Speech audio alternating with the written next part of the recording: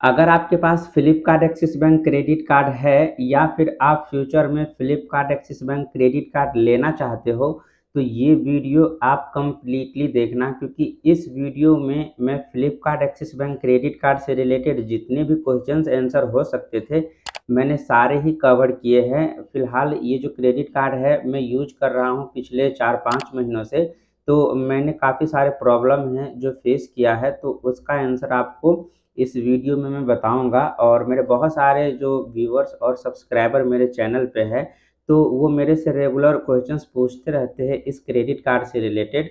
तो उसमें से जो भी टॉप टॉप के क्वेश्चंस है जो सबसे ज़्यादा पूछे गए हैं, तो मैंने उस क्वेश्चंस को पिक करके इस वीडियो में आंसर करने की कोशिश किया है।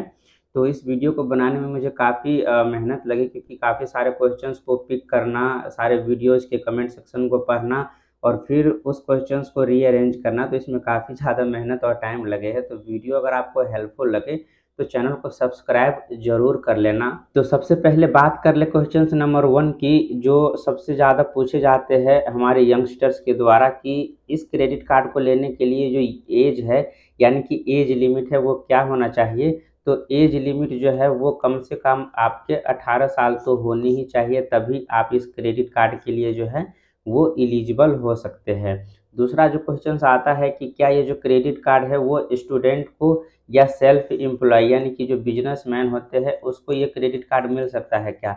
तो बिल्कुल मिल सकता है, कोई भी इस क्रेडिट कार्ड को ले सकता है, चाहे वो स्टूडेंट हो, सेल्फ एम्प्लॉय हो, बिजनेस वाले हो, कोई भी इस क्रेडिट कार्ड को लेने के लिए एलिजिबल है। और मोस्टली ये क्रेडिट कार्ड तो अभी स्टूडेंट को ही दिए जा रहे हैं, भले कि लिमिट कम दे रहे हैं, लेकिन स्टूडेंट को क्रेडिट कार्ड दे ज़रूर रहे। जैसे कि मेरे कमेंट सेक्शन में मैं काफ़ी सारे यानी कि मेरे जो व्यूअर्स और सब्सक्राइबर है उनसे पूछता हूँ, तो वो ज़्यादातर स्टूडेंट ही है जिसको क्रेडिट कार्ड मिला है। तीसरा क्वेश्चन है कि क्या इस क्रेडिट कार्ड को लेने के लिए सैलरी स्लिप की होना ज़रूरी है। तो बिल्कुल भी नहीं। मैंने भी क्रेडिट कार्ड ये लिए है और मुझे 5 महीने हो गए लिए हुए, और अभी तक जो है मुझे किसी भी जो सैलरी स्लिप की जो डिमांड है वो नहीं किया गया था क्रेडिट कार्ड को अप्लाई करते समय, और अप्रूवल भी हो गया था, फिर भी नहीं सैलरी स्लिप मांगा गया था। इसके बाद जो अगला क्वेश्चन आता है कि क्या क्रेडिट कार्ड अप्रूव होने में कितना दिन लगता है। तो क्रेडिट कार्ड अप्रूव होने में 1 आवर से लेके यानी कि 1 घंटे से लेके आपका 10 दिन तक लग सकता है। बहुत सारे मेरे व्यूअर्स हैं जिसके 1 घंटे में ही उसका जो है अप्रूवल का मैसेज आ गया था अप्लाई करने के बाद, और कुछ-कुछ के जो है वो 8 से 10 दिन या 2 दिन, 3 दिन ऐसे भी लग सकते हैं। तो आपको मिनिमम 1 घंटे और मैक्सिमम 10 दिन तक वेट करना है कार्ड के अप्रूवल के लिए। जो अगला क्वेश्चन पूछे जाते हैं कि इस क्रेडिट कार्ड को लेने के लिए जो बैंक वाले हैं वो होम वेरिफिकेशन करते हैं क्या। तो होम वेरिफिकेशन बिल्कुल भी नहीं होता है, मेरा भी नहीं हुआ है, और मैंने काफ़ी सारे मेरे व्यूवर्स से पूछे हैं तो उसका भी नहीं हुआ है।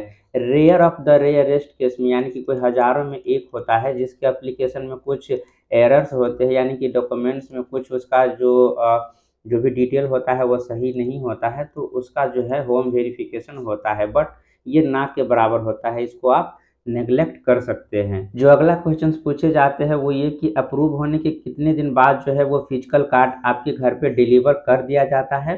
तो अप्रूव होने के कम से कम 3 दिन लगते हैं आपके घर पे डिलीवर होने में, अगर आप सिटी में रह रहे हो तो, और 7 दिन लग सकते हैं, यानी कि 3 दिन से लेके 4 दिन, 5 दिन, 6 दिन, या ज़्यादा से ज़्यादा 7 दिन भी लग सकते हैं अगर आप रूरल एरिया में यानी कि गाँव में रह रहे हो, तो आपको इतना दिन लग सकता है, 3 से लेके 7 दिन, और सिटी में 3-4 दिन में आपको ये जो फिजिकल क्रेडिट कार्ड है वो आपके घर पे पहुंचा दिए जाते हैं। इसके बाद ये पूछता है मोस्ट ऑफ द हमारे व्यूअर्स, जैसे उसका क्रेडिट कार्ड अप्रूव हो जाता है, तो अप्रूव होने के बाद एक्सिस बैंक यानी कि फ्लिपकार्ट में जो है एक्सिस बैंक का ये क्रेडिट कार्ड जो है वो वर्चुअल कार्ड शो होने लगता है, पर उसको वो यूज नहीं कर सकता, क्योंकि ये आरबीआई का गाइडलाइन है कि जब तक हम एक्टिवेशन कोड नहीं देंगे उसको, तब तक ये वर्चुअल कार्ड को यूज नहीं कर सकता। तो वर्चुअल कार्ड आपको फिजिकल कार्ड के साथ आता है। जैसे पार्सल आपको मिलता है तो पार्सल ओपन करने के बाद आपको उसमें ये वाले क्रेडिट कार्ड आपको देखने को मिल जाता है, और इस क्रेडिट कार्ड के साथ एक पेज आता है, उस पेज पे आपको जो है वो लिमिट के बारे में लिखा होता है। इसके बाद आपका जो है वो एटीएम का जो विड्रॉल लिमिट है उसके बारे में लिखा होता है, और उसी के नीचे सबसे नीचे नीचे आपको जो है एक्टिवेशन कोड लिखा होता है। इसके बाद जो अगला क्वेश्चन पूछा जाता है बहुत सारे व्यूवर्स के द्वारा, ये सबसे ज़्यादा पूछे जाते हैं मेरे से, कि अगर मैंने क्रेडिट कार्ड ले लिया, मान लो कि आज है 11 मार्च और आज मुझे जो है वो फिजिकल कार्ड मिल गया है, लेकिन मैं 1 महीने तक इस क्रेडिट कार्ड को, ये जो एक्टिवेशन कोड हमको मिला है, ये एक्टिवेशन कोड डाल के मैंने इसको एक्टिवेट नहीं किया है, यानी कि इस एक्टिवेशन कोड को यूज ही नहीं किया है 1 महीने तक, यानी कि 11 अप्रैल तक। तो जैसे आप 30 दिन तक इस क्रेडिट कार्ड को एक्टिवेट नहीं करते हैं, तो क्या उस पर कोई चार्ज लगता है क्या? तो बिल्कुल भी चार्ज नहीं लगता है, ना तो आपको एनुअल फीस लगेगा और ना ही आपका जो है वो ज्वाइनिंग फीस लगेगा। 30 दिन के बाद ऑटोमेटिक ही आपका जो ये क्रेडिट कार्ड है वो डीएक्टिवेट कर दिया जाएगा, फिर किसी भी काम का आपका ये क्रेडिट कार्ड नहीं रह जाएगा, ना तो कोई फीस लगेगा एनुअल और ना ही कोई ज्वाइनिंग फीस लगेगा। ये आरबीआई का गाइडलाइन है। जो अगला क्वेश्चंस पूछे जाते हैं हमारे व्यूवर्स के द्वारा, वो सबसे ज़्यादा पूछे जाते हैं कि कार्ड एक्टिवेट कर दिया और यूज नहीं करूँगा तो क्या joining fees and annual fees देना पड़ेगा क्या? तो यस, बिल्कुल देना पड़ेगा। अगर आपने एक्टिवेशन कोड डाल के क्रेडिट कार्ड को एक्टिवेट कर लिया है तो भले आप उस क्रेडिट कार्ड से शॉपिंग करो या फिर ना करो, आपको जो ये ज्वाइनिंग फीस 590 रुपये होता है वो देना ही पड़ेगा। हालांकि ये जो एनुअल फीस होता है ये स्टार्टिंग में नहीं लगता है, ये आपको साल के आखिरी में, यानी कि अभी मान लो कि 11 मार्च हो रहे हैं, 11 मार्च 2023 हो रहे हैं और आज आपको ये फिजिकल कार्ड मिला है, तो आपको जो एनुअल चार्ज देना पड़ेगा वो 11 मार्च 2024 को देना पड़ेगा, अभी नहीं देना पड़ता है। स्टार्टिंग में आपको बस आपको ये ज्वाइनिंग फीस ही लगते हैं, एनुअल फीस नहीं लगते हैं। अगला क्वेश्चन जो पूछे जाते हैं वो ये पूछे जाते हैं कि फर्स्ट ट्रांजैक्शन कितने अमाउंट का करें जिससे हमें जो है वो गिफ्ट वाउचर मिल जाए। तो जैसा कि आप सबको पता होगा कि ये जो क्रेडिट कार्ड है इसमें ऑफर चल रहा है कि अगर आप इस क्रेडिट कार्ड को लेते हैं तो 500 का है वो आपको फ्लिपकार्ट का वाउचर मिलता है, या तो 500 का और किसी किसी का जो है 1000 रुपये का भी मिलता है। मुझे 1000 रुपये का मिला है। तो इस क्रेडिट कार्ड को लेने के लिए कितने का ट्रांजैक्शन करें? तो जैसे आप क्रेडिट कार्ड को एक्टिवेट कर लेते हैं तो एक्टिवेट करने के बाद आप 10 रुपये का रिचार्ज कर ले या 500 रुपये का शॉपिंग कर ले या 10,000 का शॉपिंग कर ले, कितने का भी कर सकते हैं, इसका कोई लिमिट नहीं है। बस इस क्रेडिट कार्ड को यूज करके कोई भी एक ट्रांजैक्शन कर लेना है। जैसे आप ट्रांजैक्शन कर लेंगे तो ट्रांजैक्शन करने के 6 से 7 दिन के बाद जो है आपका जो भी 500 रुपये आपको ऑफर में वो पहले दिखा दिया गया होता है कि 500 मिलेगा या 1000 रुपये मिलेगा, तो जो भी आपको ऑफर में दिखाया गया था वो अमाउंट जो है आपके फ्लिपकार्ट का जो एप्लीकेशन होता है उसके गिफ्ट कार्ड वाले सेक्शन में ऐड कर दिए जाते हैं 6 से 7 दिन बाद। और ये 6 से 7 दिन बाद आपको मैसेज पे कंफर्मेशन द्वारा भी बता दिए जाते हैं जो आपके रजिस्टर मोबाइल नंबर होते हैं उस पर, कि आपको जो है 500 रुपये का या फिर 1000 रुपये का जो गिफ्ट कार्ड है वो आपके अकाउंट में ऐड कर दिए गए हैं। नेक्स्ट क्वेश्चन जो पूछते हैं वो सबसे ज़्यादा, गिफ्ट वाउचर्स के लिए फर्स्ट ऑर्डर फ्लिपकार्ट या मिंत्रा से ही करना है या कहीं से भी कर सकते हैं? तो आप पहला ऑर्डर जो है कहीं से भी कर सकते हैं, फ्लिपकार्ट या मिंत्रा से करना ज़रूरी नहीं होता है। आपको बस इस क्रेडिट कार्ड को यूज करके ऑर्डर कर लेना है, जिससे बैंक को ये पता चल जाता है कि आपने जो है वो क्रेडिट कार्ड को एक्टिवेट कर लिया है और उसको आपने यूज करना स्टार्ट कर दिया है। इसके लिए फ्लिपकार्ट और मिंत्रा पे ही उसको यूज करना ज़रूरी नहीं होता है। आप अमेजोन या फिर ऑफलाइन भी कहीं भी यूज कर सकते हैं, फिर भी आपको जो है वो गिफ्ट कार्ड मिल जाएगा। जो अगला क्वेश्चन पूछे जाते हैं वो ये कि फ्यूल स्पेंड करने पे कैशबैक मिलता है क्या? तो बिल्कुल भी नहीं मिलता है। अगर आप इस क्रेडिट कार्ड को यूज करके पेट्रोल पंप पे फ्यूल भरवाते हो तो आपका जो 1% का कैशबैक होता है या 1.5% का जो कैशबैक होता है वो बिल्कुल भी आपको देखने को नहीं मिलेगा। फ्यूल स्पेंड पे कोई भी कैशबैक देखने को नहीं मिलता है। हालांकि 1% का सरचार्ज वेवर जरूर देखने को मिलता है, पर कैशबैक नहीं मिलता है। सरचार्ज वेवर और कैशबैक जो होता है वो दोनों अलग अलग चीज़ होती है। जो अगला क्वेश्चन पूछे जाते हैं वो ये पूछे जाते हैं कि गिफ्ट वाउचर्स कितने दिन बाद और कहाँ मिलता है? तो मैंने पहले बता दिया 6-7 दिन बाद आपके जो फ्लिपकार्ट अकाउंट है उसके इसका गिफ्ट वाले सेक्शन है, गिफ्ट वाउचर वाले सेक्शन, उसमें आपको शो करने लगता है जैसे आप शॉपिंग कर लेते हो उसके 6 से 7 दिन बाद। इसके बाद अगला क्वेश्चन आता है कि गिफ्ट वाउचर की वैलिडिटी कितने दिन की होती है? तो ये पूरे 1 साल की होती है। मान लो कि आपको गिफ्ट वाउचर जो है आज के दिन में 11 मार्च को मिलता है, यानी कि 11 मार्च 2023 को मिलता है, तो ये जो है 11 मार्च 2024 को जो है ये एक्सपायर हो जाएगा, अगर आप इन 1 साल में जो है इस वाउचर्स को यूज़ नहीं करते हो तो। अगला क्वेश्चन जो पूछे जाते हैं वो ये कि कितने अमाउंट की शॉपिंग को हम ईएमआई में कन्वर्ट कर सकते हैं। तो जैसा कि आप सबको पता होगा कि ईएमआई में आप कन्वर्ट कर सकते हो Flipkart Axis bank credit card में, कोई भी शॉपिंग करते हो तो इसकी भी जो है वो कोई लिमिट होती है। जैसे कि कम से कम आरएस जो है वो 2500 रुपये की शॉपिंग करते हो तो ही आप इस अमाउंट को जो है वो 3 महीने या फिर 6 महीने के लिए ईएमआई में कन्वर्ट कर सकते हो। इससे कम अगर आपने 2499 की शॉपिंग किया है तो उसको ईएमआई में कन्वर्ट नहीं कर सकते हो। और एक और केस है, किसी ने ऐसा पूछा कि अगर मान लो कि मैंने एक शॉपिंग 1500 रुपये की किया है और उसी महीने में मैंने एक शॉपिंग 1000 को भी किया है, तो दोनों मिला के हो गए 2500 रुपये, तो क्या मैं इसको ईएमआई में कन्वर्ट कर सकता हूँ? तो आप बिल्कुल भी नहीं कर सकते। एक साथ 25,000 की ट्रांजैक्शन होना चाहिए, सॉरी एक साथ 2500 की ट्रांजैक्शन होना चाहिए या फिर इससे ज़्यादा होना चाहिए, तभी आप उसको ईएमआई में कन्वर्ट कर सकते हैं। आपने टुकड़ों-टुकड़ों में अगर स्पेंड करके उसको 2500 तक पुराया है तो आप उसको ईएमआई में कन्वर्ट नहीं कर सकते। अगले महीने आपको फुल अमाउंट ही पे करना पड़ेगा जितने आपने टुकड़ों में पेमेंट किया है। तो अगला क्वेश्चन जो पूछे जाते हैं वो Flipkart Axis bank credit card का बिल कब जनरेट होता है और उसकी पेमेंट कैसे करते हैं। तो मैं बता दूं कि Flipkart Axis bank credit card का जो बिल है वो हर महीने को यानी कि 12 तारीख को जनरेट हो जाता है, 12 तारीख को। और अगर कोई 31 तारीख का यानी कि 31 दिन का मंथ है तो उसमें कभी-कभी 13 तारीख को भी जो है वो बिल जनरेट होता है। तो 12 तारीख से लेकर 13 तारीख के बीच में आपका बिल जो है वो कभी भी जनरेट हो जाता है। इसका कन्फर्मेशन आपको रजिस्टर्ड मोबाइल नंबर पे और ईमेल एड्रेस पे मैसेज के द्वारा बता दिया जाता है कि आपका बिल जनरेट हो गया है और इतने अमाउंट जो है आपको इतने तारीख को पे करना होता है। बिल जनरेट होने के बाद भी आपको 15 से 16 दिन का टाइम दिया जाता है उस बिल को पेमेंट करने के लिए। यानी कि मान लो कि आज 11 मार्च है और अगर आज जो है वो बिल जनरेट होगा तो हमको 26 से लेकर 27 मार्च तक पेमेंट करने का टाइम जो है वो मिल जाएगा। इसकी पेमेंट कैसे करनी होती है? तो पेमेंट करने के लिए अगर आपका एक्सिस बैंक में सेविंग अकाउंट है तो आपको जो एक्सिस बैंक एप्लीकेशन ओपन करोगे तो वहीं पे आपको पेमेंट का जो है वो ऑप्शन दिख जाएगा।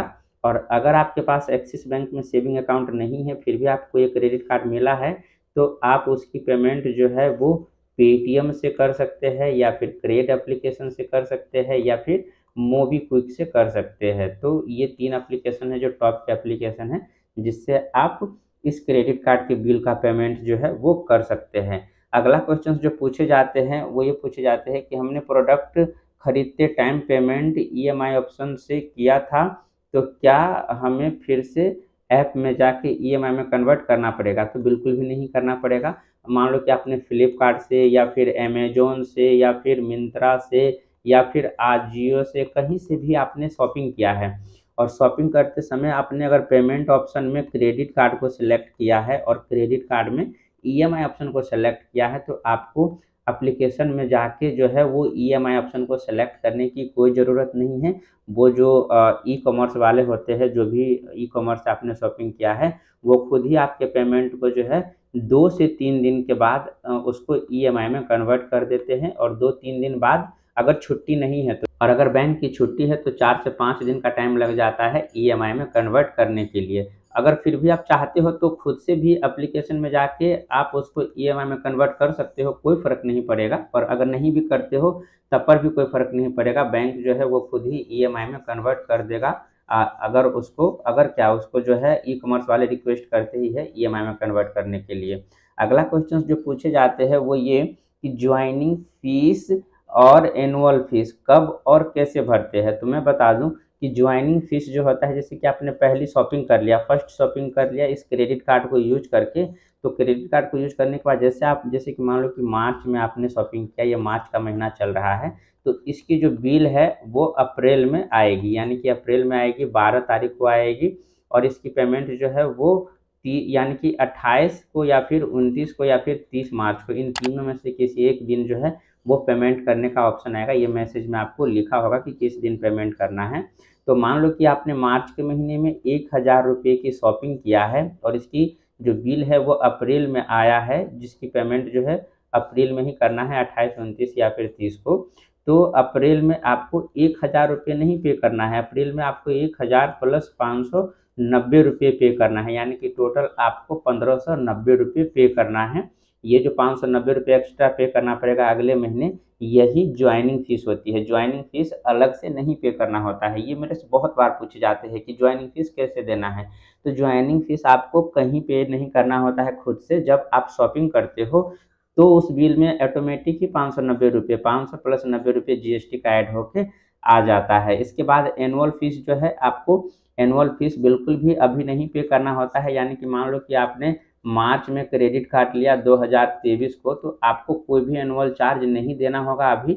आपको जो पहला एनुअल चार्ज देना होगा वो मार्च 2024 में देना होगा, यानी कि ठीक 1 साल बाद। और इस एनुअल चार्ज को देने के लिए भी आपको ऐसा नहीं कि खुद से पेमेंट करना है। इसके लिए भी आप मार्च 2024 में कोई शॉपिंग करेंगे या फिर अप्रैल 2024 में कोई शॉपिंग करेंगे और उसका जो बिल आएगा तो उस बिल में 590 रुपये एक्स्ट्रा ऐड होके आएगा, जो एक्स्ट्रा 590 रुपये आपके एनुअल फीस के होंगे। एनुअल फीस और ज्वाइनिंग फीस, ज्वाइनिंग फीस एक बार ही लगता है 590 और एनुअल फीस आपको हर साल 590 रुपये लगते हैं। अगर आप 2 लाख की शॉपिंग कर लेते हैं, 2 लाख रुपये शॉपिंग कर लेते हैं 1 साल में, तो फिर आपको जो ये 590 रुपये का एनुअल फीस है वो बैंक के द्वारा माफ़ कर दिए जाते हैं। अगला क्वेश्चन जो पूछे जाते हैं वो ओवर लिमिट फैसिलिटी यूज करे या ना करे, इसकी चार्जेज क्या है। बिल्कुल भी ना करे, एकदम हाईलाइट करके बोल रहा हूँ, हाईलाइटेड, बिल्कुल भी ना करे, बिल्कुल यूजलेस है किसी भी काम का। आप इसके ओवर लिमिट से कुछ भी शॉपिंग नहीं कर सकते, ना तो ऑनलाइन कर सकते, ना ऑफलाइन कर सकते, ना मनी ट्रांसफ़र कर सकते, कुछ भी नहीं होता है इसके ओवर लिमिट चार्जेस से। ये ओवर लिमिट चार्जेज ऑप्शन बस इसीलिए देते हैं कि बैंक आपको अगर कोई चार्ज लगाता है, मान लो कि आपका 20,000 का लिमिट मिला हुआ है और आपने जो है वो 19,000 समथिंग रुपये की जो है वो शॉपिंग किया है, इसको ईएमआई में कन्वर्ट किया है। तो जैसे ईएमआई में कन्वर्ट करेंगे तो आपका जो है वो कन्वीनियंस फीस भी लगेगा, उस पर जीएसटी भी लगेगा, तो सारा मिला के 20,000 से ऊपर चला जाएगा। तो जैसे 20,000 से ऊपर जाएगा तो आपके जो है वो ओवर लिमिट की कैटेगरी में डाल देगा और 500 रुपये और प्लस 90 रुपये जीएसटी, यानी कि 590 रुपये उसी टाइम चार्ज कर लेगा। पर ये सिर्फ अपने चार्ज के लिए ओवर लिमिट फैसिलिटी देते हैं, आप इसको खुद से यूज नहीं कर सकते अपने अकॉर्डिंग, अपने परचेज के लिए, अपने शॉपिंग के लिए, बैलेंस ट्रांसफ़र के लिए। तो इसको हमेशा ही ऑफ करके रखें। मैंने इस पर एक वीडियो भी अपलोड किया है, इस वीडियो के बाद उसका लिंक मैं डाल दूंगा, आप उसको देख सकते। अगला क्वेश्चन जो पूछता है वो ये कि कैशबैक कब और कहाँ मिलता है। तो ये काफ़ी अच्छे क्वेश्चन है। जैसे कि आप सबको पता होगा कि 5% का कैशबैक आपको फ्लिपकार्ट पे और मिंत्रा पे मिलता है, प्लस 4% के जो इसके पार्टनर वेबसाइट है लाइक स्विगी और भी बहुत सारे पार्टनर है उस पर मिलता है। और 1% का जो चार्ज है, यानी कि 1% का आपको बहुत सारे जगह पे ऑफलाइन मिलते हैं और बहुत सारे 1.5% का भी मिलता है। तो जैसे कि मान लो कि आपने फ्लिपकार्ट पे कोई शॉपिंग किया 10,000 रुपये का, 10,000 का आपने कोई शॉपिंग किया और इस पे आपको जो है कैशबैक मिलेगा 5% के हिसाब से। अगर 10,000 का 5% निकाला जाए तो 500 रुपये होता है। और ये 500 रुपये आपको कब मिलेगा और कहाँ मिलेगा। तो मान लो कि आपने, आज डेट है 11 मार्च, तो 11 मार्च को आपने शॉपिंग किया तो 11 मार्च को जो है आपको 500 रुपये कैशबैक मिल गया। तो ये कैशबैक आपकी किसी भी बैंक अकाउंट में ट्रांसफ़र नहीं होते हैं। सेविंग बैंक अकाउंट में बहुत सारे लोगों का होता है कि सेविंग बैंक अकाउंट में जाता है, ऐसा नहीं होता है। 500 रुपये आपके क्रेडिट कार्ड का जो बैलेंस है, यानी कि अकाउंट, ये वाले जो क्रेडिट कार्ड है उसमें ऐड कर दिए जाते हैं। और ये ऐड कब होता है, तो मार्च में आपने शॉपिंग किया 11 मार्च को, तो आपका जो बिल है वो 12 अप्रैल को जनरेट होगा। तो 12 अप्रैल को जैसे बिल जनरेट होगा तो एक्सिस बैंक एप्लीकेशन में जब आप अपना ट्रांजैक्शन हिस्ट्री देखेंगे तो 12 अप्रैल के बाद वहाँ पे आपको जो है 500 रुपये कैश बैक करके नज़र आएगा, यानी कि 1 महीने बाद जो है आपको ये 500 का कैशबैक मिलेगा। तो इस कैशबैक को फिर से आप जो है वो कैश में ट्रांसफ़र नहीं कर सकते। मान लो कि आपने अप्रैल के महीने में कोई शॉपिंग किया, अप्रैल के महीने में मान लो कि आपने 2000 का शॉपिंग किया, तो इसका जो बिल है वो मई में जनरेट होगा, यानी कि 12 मई को जनरेट होगा। तो 12 मई को आपको जो है वो 2000 रुपये नहीं पे करने पड़ेंगे, 2000 माइनस पिछले महीने आपने 500 रुपये जो है वो कैशबैक में कमाया था, तो 500 माइनस हो जाएंगे और ये जो है आपका 1500 रुपये का ही बिल जनरेट होकर आएगा, यानी कि 1500 रुपये ही पे करना होगा। मान लो कि किसी ने अप्रैल महीने में तो 500 रुपये का कैशबैक कमाया, लेकिन मई में उसने शॉपिंग नहीं किया, तब पर भी आपके जो 500 रुपये है आपके अकाउंट में पड़े ही रहेंगे। आप कभी भी 3 साल तक इसकी जो है वो वैलिडिटी होती है। 3 साल तक कभी भी अगर आप शॉपिंग करते हैं इस क्रेडिट कार्ड को लेके, तो उस बिल में आपके जो है वो 500 रुपये माइनस कर दिए जाते हैं। इसके बाद जो अगला सबसे ज़्यादा क्वेश्चंस पूछे जाते हैं हमारे सब्सक्राइबर के द्वारा, वो ये कि बिल जनरेट होने से पहले स्पेंड अमाउंट को पे कर सकते हैं क्या? तो बिल्कुल कर सकते हैं। जैसे कि मान लीजिए कि 11 आज है 11 मार्च, ठीक है, और 11 मार्च के बाद हमारा जो बिल जनरेट होगा वो 12 मार्च को होगा। तो 12 मार्च को बिल जनरेट होगा, तो हम 11 मार्च को आज हम पेमेंट कर सकते हैं। अगर मान लो कि हमने जो फरवरी के महीने में शॉपिंग किया था, मान लो कि फरवरी के महीने में मैंने 1500 रुपये की शॉपिंग किया था, तो उसका जो बिल है वो मार्च में जनरेट होगा 12 मार्च को। इसके बाद हमको जो पेमेंट करने का जो है वो 15 दिन का और समय मिलेगा, तो उसके बाद पेमेंट करनी होती है। पर अगर हमारा मन है कि नहीं हम 11 मार्च को ही या 10 मार्च को ही पेमेंट कर दे, तो कोई बात नहीं, पेमेंट कर सकते हैं आप जितने का अमाउंट आपने स्पेंड किया है पिछले महीने।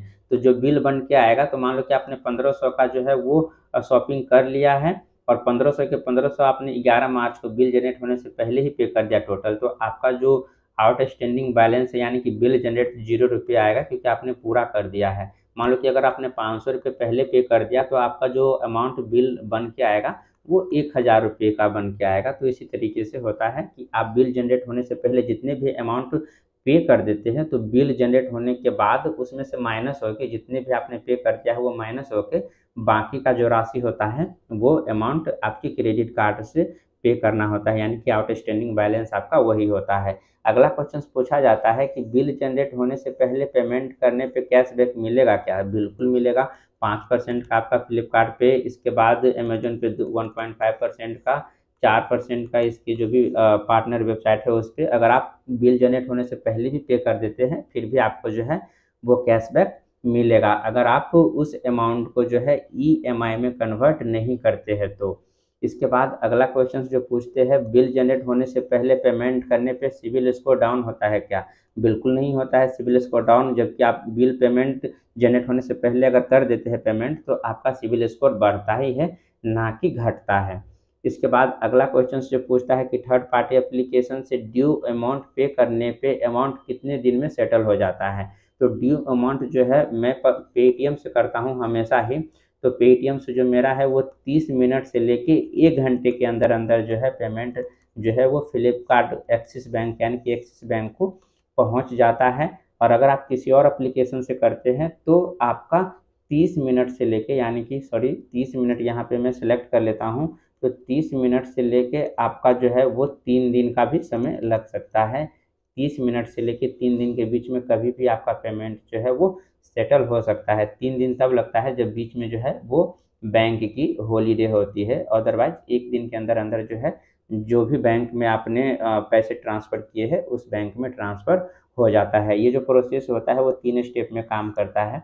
यानी कि मान लीजिए कि हम कस्टमर है तो हमने पे किया, यहाँ पे पेटीएम मान लीजिए या क्रेड एप्लीकेशन या कोई भी एप्लीकेशन मान सकते हैं, तो हमने इसको पेमेंट किया और इसके पास बहुत सारे पेमेंट पहले इकट्ठा हो जाता है। ऐसा नहीं कि आपने पेमेंट किया और फिर यहाँ पे मान लीजिए कि एक्सिस बैंक है या फिर कोई भी बैंक आप जिसकी पेमेंट कर रहे हैं एचडीएफसी, तो यहाँ पे मान लो कि आपने पेमेंट किया, तो ज़रूरी नहीं कि उसी टाइम आपको ये बैंक को ट्रांसफ़र कर देता है। ये कुछ टाइम के लिए वेट करता है, जैसे कि 100 कस्टमर, 50 कस्टमर, 200 कस्टमर जब पे कर देता है तो उन सारे अमाउंट को जो है वो एक साथ उसके जो भी बैंक होता है उसको ट्रांसफ़र करता है, इसलिए थोड़ा-सा टाइम लग जाता है। ये ट्रायंगल प्रोसेस को फॉलो करता है। इसके बाद जो अगला क्वेश्चंस हमसे पूछे जाते हैं वो ये कि टॉप 3 एप्लीकेशन बताइए अगर बिल पेमेंट करना है तो। सबसे बढ़िया जो मुझे लगा मेरे एक्सपीरियंस के अकॉर्डिंग वो पेटीएम लगा, इसके बाद क्रेड एप्लीकेशन है और इसके बाद फिर मूवी विक है। ये कोई स्पॉन्सर वीडियो नहीं है, बिल्कुल भी स्पॉन्सर नहीं है, मैं अपने पर्सनल एक्सपीरियंस के बेसिस पे बता रहा हूँ, आपके केस में अलग हो सकते हैं। अगला क्वेश्चन पूछ रहा है कि Flipkart Axis bank credit card approve होने पर फर्स्ट टाइम मिनिमम लिमिट कितना मिलता है?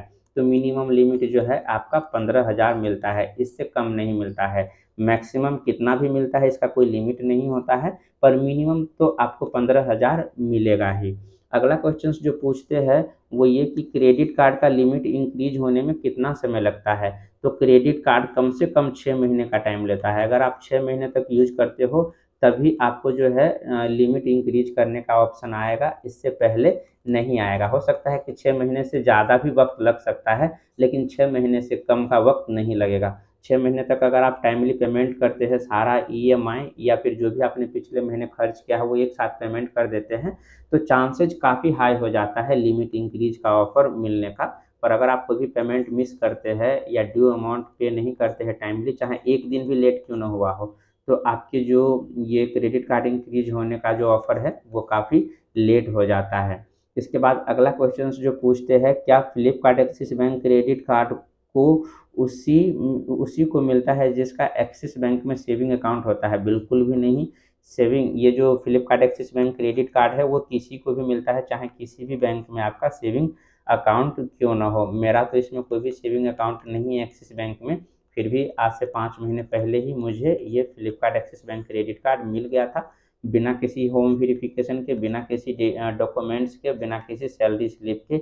और मुझे क्रेडिट कार्ड काफ़ी अच्छा लगता है क्योंकि मैं इससे काफ़ी ज़्यादा जो है वो पेमेंट करता हूँ और टाइमली इसकी जो है वो बिल भी भर रहा हूँ। अगला क्वेश्चन जो पूछे जाते हैं वो ये कि Flipkart Axis bank credit card का बिल जनरेट डेट क्या होता है। तो मैंने पहले बता दिया कि 11 तारीख को हर महीने का इसका बिल जो है वो जनरेट हो जाता है। किसी किसी केस में 12 तारीख या ज़्यादा से ज़्यादा 13 तारीख, ये महीने पे डिपेंड करता है कि महीना 28 तारीख का है, 29 तारीख का है, 30 का है या फिर 31 का है। तो अगर ज़्यादा दिन का होगा तो थोड़ा लेट से, यानी कि 13 तारीख से ज़्यादा लेट नहीं होता है।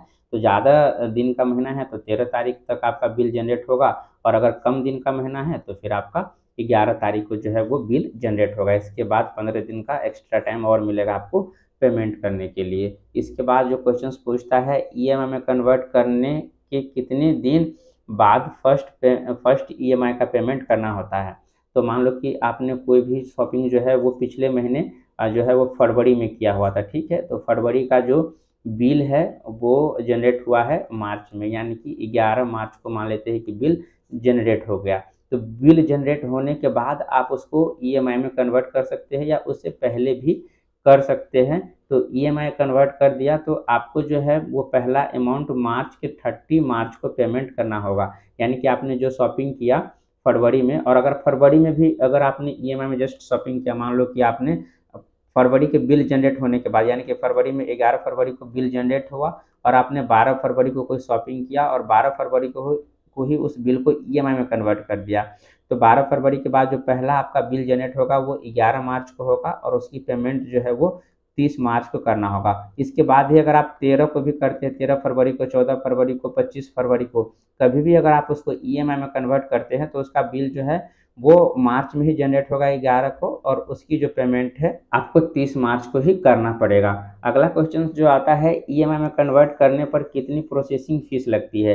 तो ईएमआई में कन्वर्ट करने के लिए जो है आपको 199 की जो है processing fees axis bank application लेता है, प्लस इस पे 18% का जीएसटी भी लगता है। तो इसको मैं राउंड ऑफ करके 200 मानता हूँ और इसको जो मैं इसको निकालता हूँ 18% का जीएसटी, तो ये टोटल जो है आपका 36 रुपये का जीएसटी हो जाता है। तो मैंने 1 रुपये एक्स्ट्रा लिया था, तो ये टोटल 199 प्लस इसको 1 रुपये कम कर देते तो 35 मान लेते हैं। तो ये आपको जो है 234 के अप्रॉक्स जो है वो प्रोसेसिंग फीस लगता है। ये तब होता है जब 10,000 से कम का शॉपिंग होता है, नहीं तो अगर बहुत ज़्यादा यानी कि 40,000 का शॉपिंग है तो इस पे मिनिमम आपको या तो 199 रुपये का चार्ज लगेगा कन्वीनियंस फीस, और उस पर 18% का जीएसटी, या नहीं तो 1% टोटल अमाउंट का जो है आपको कन्वीनियंस फीस लगता है। तो मान लो कि आपने 40,000 का शॉपिंग किया तो इसका 1% कितना हो जाएगा, 40,000 के 1% हो जाएगा 400 रुपये।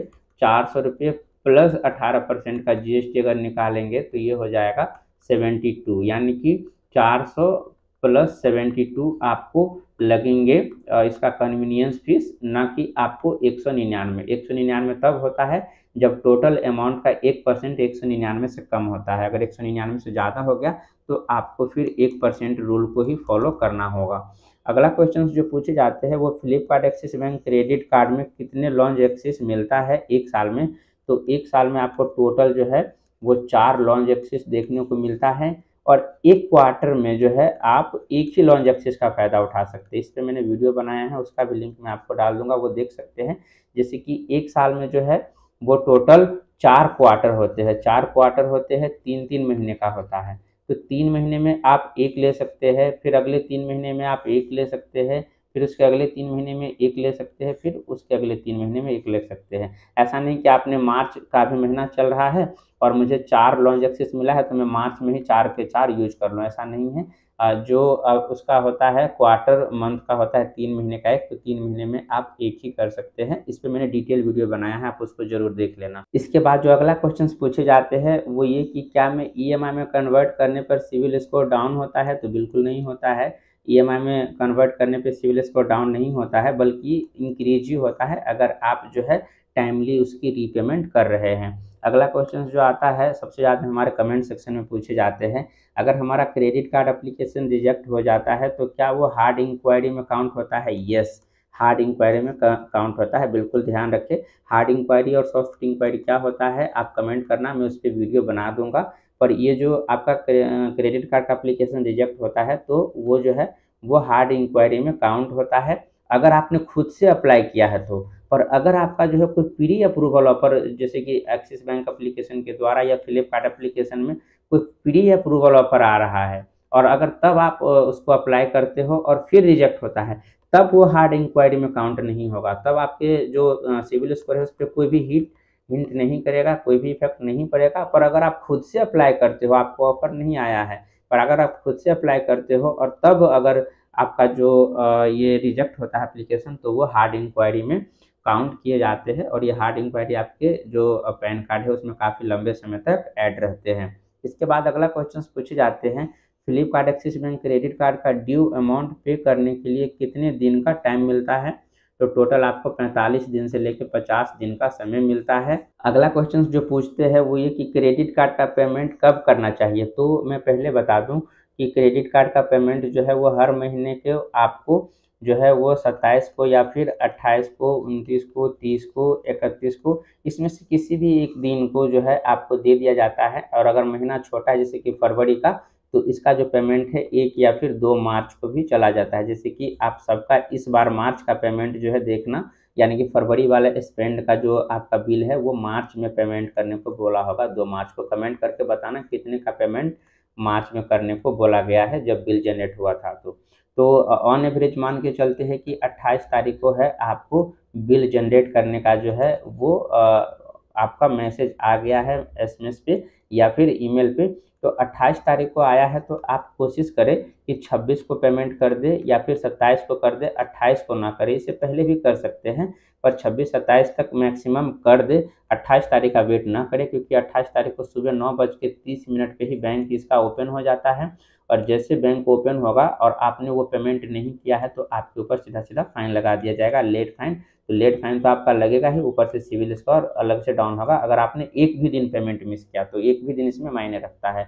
तो हमेशा जो आपका लास्ट डेट होता है उससे एक दिन या फिर 2 दिन पहले पेमेंट करें। ये पेमेंट करने का जो होता है वो बेस्ट दिन होता है। इसके बाद जो अगला क्वेश्चन पूछते हैं वो ये कि अगर मेरा आउटस्टैंडिंग अमाउंट जो है वो 3683 रुपये 3 पैसे है तो मुझे कितने अमाउंट पे करना चाहिए। 3683 रुपये 3 पैसे या फिर 3684 रुपये। ये काफ़ी अच्छा क्वेश्चन है जो पूछे जाते हैं हमारे सब्सक्राइबर के द्वारा।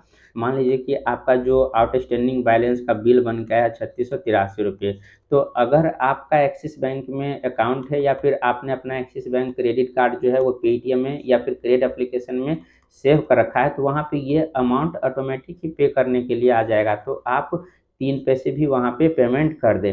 अगर आपका कहीं भी एप्लीकेशन ये जो क्रेडिट कार्ड है वो सेव नहीं है और एक्सिस बैंक में सेविंग अकाउंट में नहीं है डायरेक्ट पेमेंट करने के लिए, तो जब आप पेमेंट टाइप करते हो तो पेमेंट टाइप करते समय 3683 रुपये ना टाइप करें, क्योंकि अक्सर लोग जो होते हैं वो 3 पैसा को भूल जाते हैं और 3683 रुपये ही पे कर देते हैं। तो ये आपका जो पेमेंट है वो अनसक्सेसफुल माना जाएगा। मेरे केस में ऐसा हुआ था, मैंने 1 महीने ऐसा किया था कि 3683 रुपये ही पे कर दिया था और फिर मुझे लगा कि मेरा जो है वो अमाउंट तो मैंने पे कर दिया है। फिर बैंक की तरफ से 2 दिन बाद कॉल आता है कि आपने अभी तक पेमेंट नहीं किया। मैंने बोला मैंने तो कर दिया है। फिर बोलता है कि नहीं, वो अमाउंट आपका सक्सेसफुल नहीं हुआ है क्योंकि आपने 3 पैसे नहीं किया। मुझे तो काफ़ी हँसी आई कि 3 पैसे। फिर मुझे लगा कि नहीं, बैंक में 3 पैसे भी मायने रखते हैं, क्योंकि करोड़ों कस्टमर होते हैं। अगर सबने 3-3 पैसे कम किए तो समझो कितने कम हो जाएँगे। तो इसलिए ये पैसे में भी पेमेंट करना होता है। तो अगर आपका कोई पैसे में अमाउंट आता है तो हमेशा आप 1 रुपये ज़्यादा पेमेंट करें। जैसे मान लीजिए कि 3683 रुपये का किसी का पेमेंट है और 3 पैसे का, तो उसको जो पेमेंट है वो 3684 रुपये करना चाहिए, ना कि 3683 रुपये। और बाकी का जो आपका ये 97 पैसे बच जाता है जब आप 84 रुपये पे करते हैं तो ये 97 पैसे आपके एक्सिस बैंक का जो क्रेडिट कार्ड होता है उसमें सेव रहता है। और जब नेक्स्ट मंथ आप शॉपिंग करते हैं और उसमें बिल अगर आपका जनरेट होता है तो उसमें ये 97 पैसे जो है वो कम ऐड होके आता है। अगला क्वेश्चन जो पूछे जाते हैं वो ये कि मैक्सिमम कितने मंथ का EMI बना सकते हैं। तो मैं बता दूं कि मैक्सिमम आप जो है वो 48 मंथ का EMI बना सकते हैं। पर ध्यान रखिए, ऐसा नहीं है कि आपने 2500 रुपये की शॉपिंग किया और आप उसको बोल रहे हो कि 48 मंथ के लिए EMI बना दे, तो ऐसा नहीं होता है। आपका ट्रांजैक्शन भी ज़्यादा होना चाहिए, जैसे कि आपका हो गया 20,000 हो गया, 40,000 हो गया, 60,000 हो गया। तो अगर ज़्यादा अमाउंट होते हैं तब आपको जो है वो ज़्यादा मंथ का EMI मिलता है, और कम अमाउंट जो होता है उस पे आपको कम मंथ का जो है वो EMI में कन्वर्ट करने का ऑप्शन मिलता है। अगला क्वेश्चन जो पूछे जाते हैं वो ये कि कार्ड ब्लॉक करने पर एनुअल चार्ज लगेगा या नहीं। तो मैं बता दूं कि जैसा कि आपको क्रेडिट कार्ड एप्लीकेशन में एक ऑफर दिया जाता है, या एक्सिस बैंक एप्लीकेशन में भी कार्ड ब्लॉक करने का भी ऑप्शन दिया जाता है। अगर आप जो है ये क्रेडिट कार्ड यूज नहीं करना चाहते हैं किसी वजह से, तो आप उसको ब्लॉक कर सकते हैं। ब्लॉक करने के बाद आपका जो ये एनुअल चार्ज है नहीं लगता है, यानी कि क्रेडिट कार्ड आप यूज नहीं कर पाएंगे और ना ही आपका जो है ये चार्ज एनुअल लगेगा। लेकिन जब तक आप ब्लॉक नहीं करते हैं और शॉपिंग नहीं भी करते हैं और ब्लॉक करके नहीं रखते हैं, तो आपको जो है वो सालाना 590 रुपये देना ही पड़ेगा। तो ध्यान रखिए कि अगर आप रेगुलर यूज नहीं करते हैं या फिर नहीं करना चाहते हैं तो कार्ड को ब्लॉक करके रखें, ताकि आपके जो है वो एनुअल चार्ज ना लगे। अगला क्वेश्चन जो आता है वो ये कि Flipkart Axis bank credit card लेना सही रहेगा या नहीं।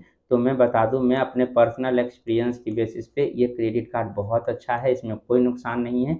अगर आपको मंथली जो है वो चार्ज देना, जैसे कि सबसे पहले आपका जो है वो ज्वाइनिंग फीस 500 रुपये लेता है, तो 500 रुपये वो आपको वापस भी कर देते हैं। तो इसमें आपको कोई पैसा नहीं गया, सिर्फ 90 रुपये का एक्स्ट्रा जो है वो GST का देना होता है। इसके बाद आपको जो है ईयरली 590 रुपये देना होता है। तो 590 रुपये में आप अगर इस क्रेडिट कार्ड को थोड़ा-थोड़ा करके भी यूज़ करते हैं 1 साल, तो 590 तो छोड़ो, आप कितने बहुत ज़्यादा का कैशबैक जो है इससे अर्न कर सकते हैं, क्योंकि इसमें कैशबैक जो है 5% के हिसाब से अनलिमिटेड कैशबैक मिलता है। तो इस क्रेडिट कार्ड को लेने में कोई भी प्रॉब्लम नहीं है, कोई भी नुकसान नहीं है, सिर्फ इसका ये एनुअल चार्ज जो है वो लगता है, और इससे ज़्यादा तो आपको जो है वो कैशबैक मिल जाता है। और अगर 2 लाख से ज़्यादा की शॉपिंग कर लेते हैं 1 साल में, तो ये एनुअल चार्ज भी नहीं लगता है। तो ये काफ़ी अच्छा क्रेडिट कार्ड है मेरे हिसाब से। अगर आप लेना चाहते हो तो बिल्कुल ले सकते हो, इसमें कोई सोचने की बात ही नहीं है। और हाँ, ये क्रेडिट कार्ड जो मैं इसको आप बता रहा हूँ लेने के लिए, तो ये कोई एडवर्टाइज नहीं है, मुझे कोई स्पॉन्सर नहीं मिला हुआ है।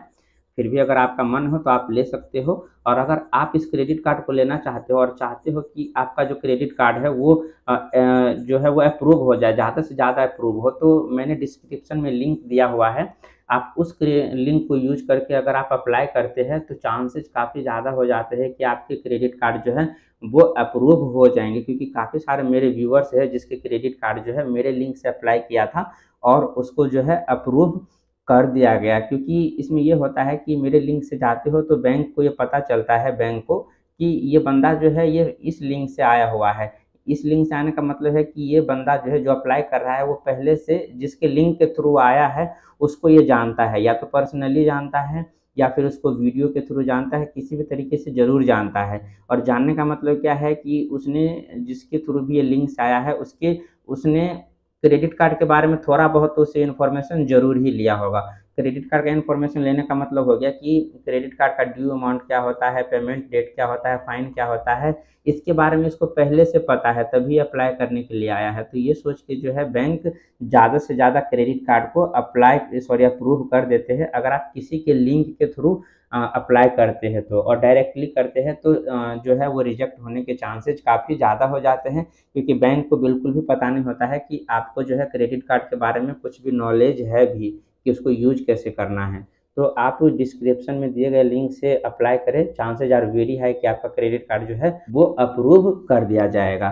तो मैं यहाँ पे कुछ बता दूँ कि अगर आपको कोई प्रॉब्लम आता है क्रेडिट कार्ड से रिलेटेड, चाहे वो ड्यू अमाउंट हो, चाहे फाइन हो, चाहे कुछ भी हो, अगर आप फ़ोन करना चाहते हैं तो इस 2 नंबर पे आप फ़ोन कर सकते हैं। बड़े आसानी से फ़ोन लग जाता है और आप कस्टमर केयर से अपनी प्रॉब्लम को सॉल्व कर सकते हैं। बाकी इस वीडियो से रिलेटेड कोई डाउट है तो आप कमेंट सेक्शन में हमसे पूछ सकते हैं। नेक्स्ट वीडियो में मैं आपको बताऊंगा कि अगर आपके पास ये Flipkart Axis bank credit card है या एचडीएफसी है या कोई भी क्रेडिट कार्ड है, तो उस क्रेडिट कार्ड को यूज करके आप घर बैठे कैसे पैसे कमा सकते हो क्रेडिट कार्ड से। तो अगला वीडियो में इस पे डिटेल में डालने वाला हूं, तो आप चैनल को सब्सक्राइब कर लेना ताकि आपको नोटिफिकेशन मिल जाए। बाकी इस वीडियो से रिलेटेड कोई डाउट है तो आप हमसे कमेंट सेक्शन में पूछ सकते हैं। हालांकि मैंने सारा पॉइंट कवर कर लिया है, फिर भी कोई डाउट है तो आप हमसे पूछ सकते हैं, मैं वहाँ पे पक्का ही रिप्लाई कर दूंगा। मिलते हैं आपसे नेक्स्ट वीडियो में, तब तक के लिए अपना ख्याल रखिए, बाय बाय।